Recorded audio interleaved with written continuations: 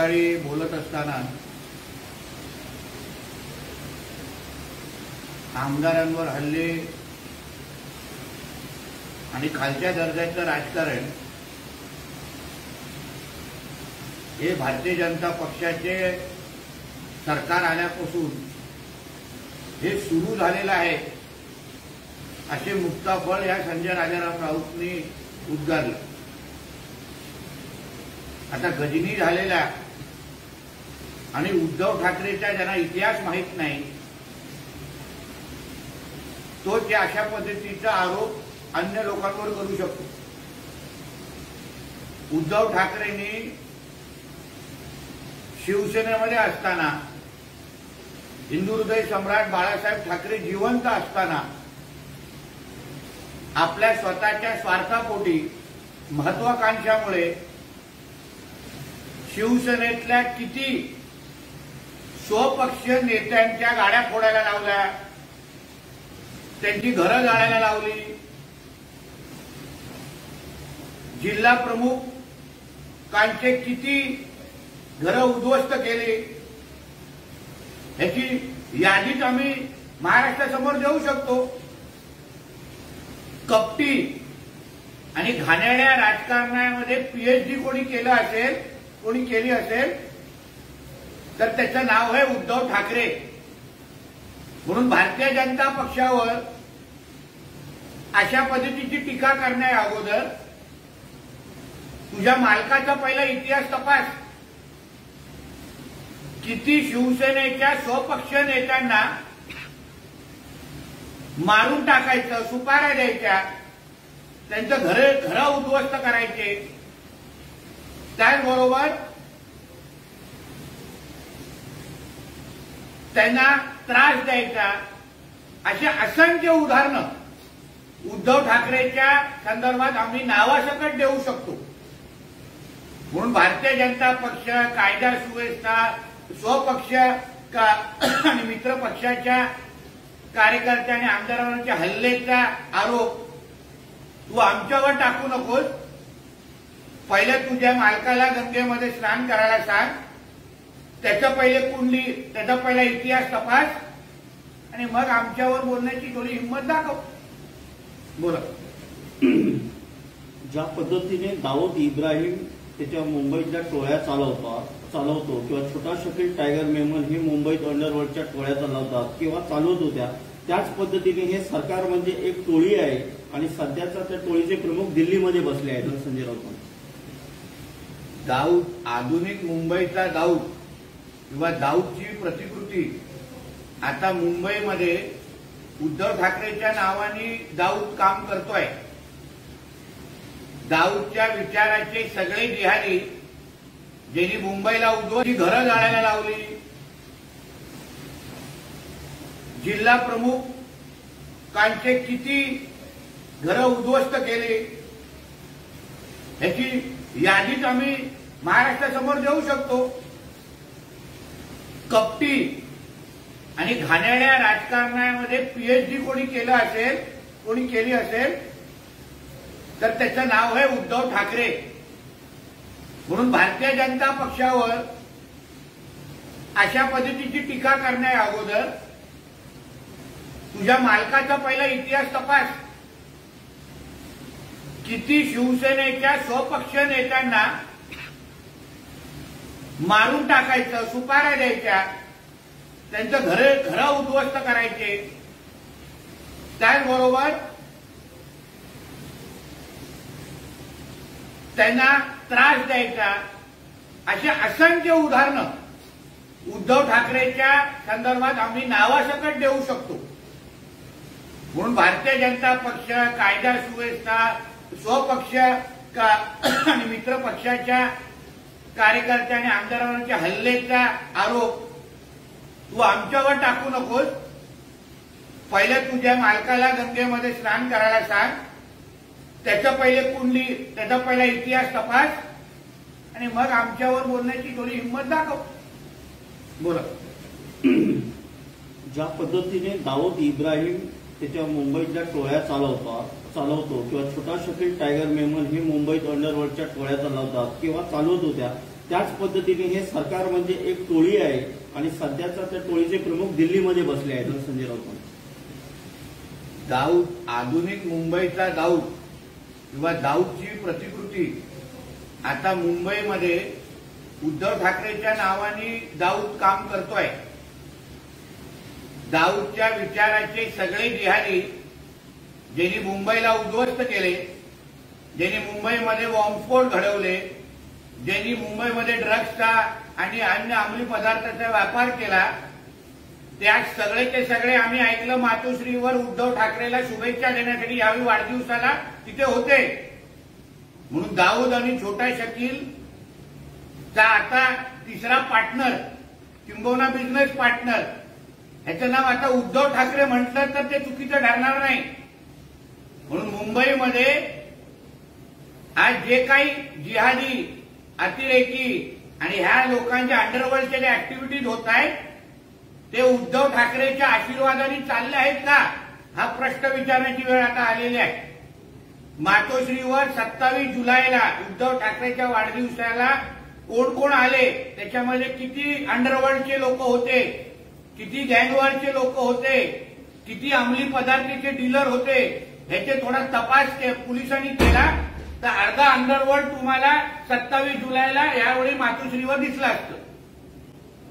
शिवसेना उद्धव ठाकरे मशाल चिन्हावर महाराष्ट्रातल्या आणि देशातल्या सर्व निवडणुका लढवेल. या मशाल चिन्हाने महाराष्ट्रातल्या भारतीय जनता पक्षाच्या खुर्चीला, लोकसभेला आग लावली, असं संजय राऊत म्हणाले. जिहाद्यांच्या हातात मशाल चिन्ह देऊन, हिंदू द्वेषांच्या हातात मशाल चिन्ह देऊन आपल्या राष्ट्राच्या विरोधात आणि डॉक्टर बाबासाहेब आंबेडकरांच्या संविधानाच्या विरोधात असलेल्या लोकांच्या हातात मशाल चिन्ह देऊन आणि एका हातात मशाल आणि दुसऱ्या हातात पाकिस्तानचा झेंडा अशा लोकांना घेऊन अगर त्यांनी भारतीय जनता पक्षाच्या विरोधात लढून अगर त्यांना वाटतं जिंकलं असेल तर राष्ट्राच्या विरोधात सर्वात मोठी गद्दारी आणि देशद्रोही हे उद्धव ठाकरेंनी केलेली आहे.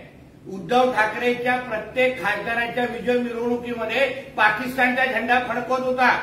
आम्ही तर आता हल्ली ऐकलेलं आहे शिवबंधन हे आता हिरवं कलरचं बांधायला लागलेलं आहे उद्धव ठाकरे मातोश्रीवर. थोडा जरा फोटो तपासा हल्ली काळात.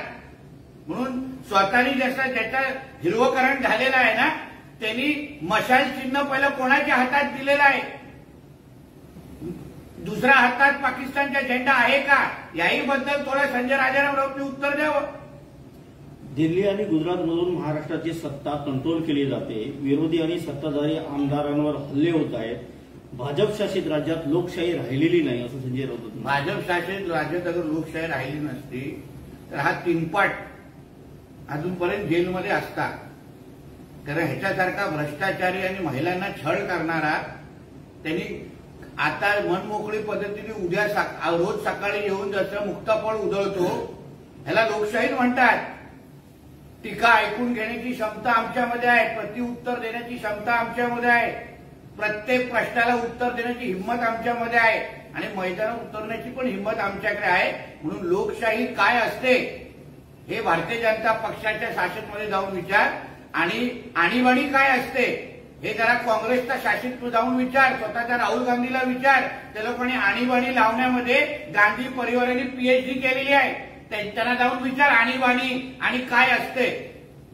लाडकी बहीण योजनेवरून संजय राऊतांनी टीका केली आहे. लाडक्या बहिणीची फसवणूक आहे. 2 महिने निवडणुकीचे आहेत, त्यानंतर लाडक्या बहिणीला काही मिळणार नाही, असं संजय राऊत म्हणाले.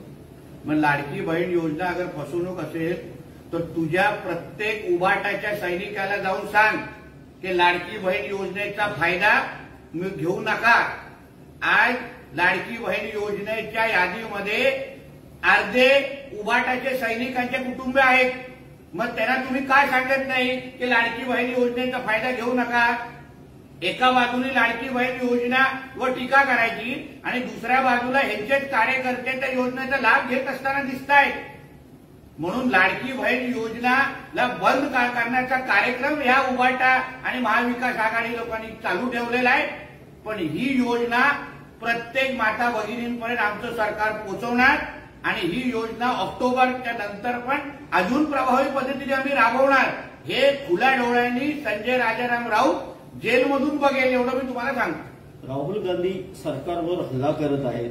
मोदी शहानं सळो की पळो करून सोडलंय. त्यामुळे राहुल गांधी व आमच्यासारख्यांना कारवाईला सामोरं जावं लागतं असं संजय राऊतांचं म्हणणं आहे. बरोबर. जे हिंदू द्वेषी आहेत, राहुल गांधी संसदेमध्ये बसून आमच्या देवी देवतांचा अपमान करतात, हिंदू समाजाला नावं ठेवतात आणि त्याच राहुल गांधीची लाल करण्याचं काम हा बाळासाहेबांचा स्वतःला सैनिक म्हणून करतो.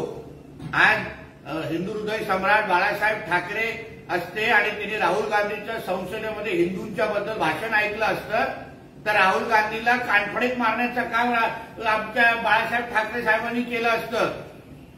म्हणून पहिलं बाळासाहेबांच्या सैनिक म्हणायचं स्वतःला बंद कर आणि मगच राहुल गांधीचे गोडवे गा.